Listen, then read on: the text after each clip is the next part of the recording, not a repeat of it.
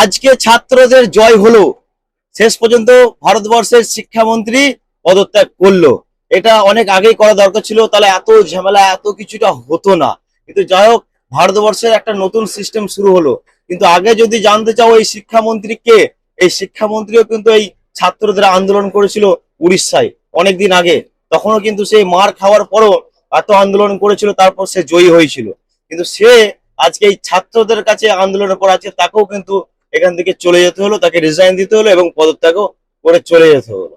এটা সব থেকে বড় খুশির খবর, ছাত্রদের জয়। আজকে দেশের যুব জেনজিরা যেটা পারে, সেটা আমি মনে করি আজকে অন্য কেউ পারবে না। কারণ জেনজিরা করে দেখিয়েছে। সত্যি জেনজিরা কিন্তু প্রথমে প্রধানমন্ত্রীর পদত্যাগ চায়নি, তারা কিন্তু চেয়েছিল শিক্ষামন্ত্রী। কিন্তু শিক্ষামন্ত্রীকে আড়াল করে রাখার চেষ্টা হয়েছিল, তাকে বাঁচানোর চেষ্টা হয়েছিল। কিন্তু না, ছাত্ররা শুনলে তো। কারণ জেনজিদের মাথায় যেটা ঢুকে, মানে ইয়ং ছেলে মেয়ে তোমরাও, তোমাদের মাথায় যেটা ঢুকে নিশ্চয়ই তোমরা সেটাই করো। আর আজকে সেটাই হয়েছে। তাই জেনজিদের মাথায় যেটা ঢুকবে সেটাই জেনজিরা করে দেখিয়েছে। পুলিশ মেরেছে, এরাও পুলিশকে মেরেছে। পুলিশের জিনিস ওরা নিয়ে চলে গেছে, আনন্দ করেছে, তারা মারও খেয়েছে। কিন্তু হ্যাঁ, এখানে কিছু ঘোটালা ছিল। এদের মাঝখানে কিছু নেতা মন্ত্রী ঢুকে গেছিল, কিছু সাধারণ মানুষ ঢুকে গেছিল, এদের ছাত্র আন্দোলনটাকে বয়কট করার চেষ্টা করেছিল, কিন্তু পারেনি। ছাত্ররা পারলে সব পারে। আজকে যদি জয় জয়কার করতে হয় তো ককরোচ জনতা পার্টির করো, কারণ ওটা একটা ছাত্র সমাজের পার্টি।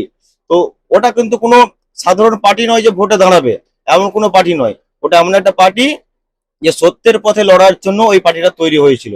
যে আমাদের যারা নিট মানে পরীক্ষার যে প্রশ্নপত্র লিক করছিল, তারা যদি শক্তি হয়ে না রাখতে পারে, তাহলে ওকে ছেড়ে দাও। এর পরবর্তীকালে যারা আসবে তারা ওরকম করলে তাদের পক্ষে ঠিক ওই রকমই হবে।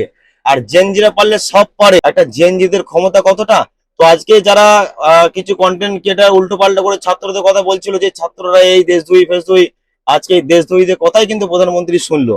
আর আমাদের শিক্ষামন্ত্রীর পদত্যাগটা হয়ে গেল। তো যাই হোক, ছাত্রদের জয় হলো। তো এখনো বলবো প্রত্যেকটা ছাত্রকে যখনই আন্দোলন করবে তখন কোনো পুলিশের গায়ে হাত তুলো না। কারণ তাদের কিছু করার থাকে না। তাদেরকে যেটা মানে অধিকার দেওয়া হয় তারাই সেটা পালন করে, কিছু করার থাকে না।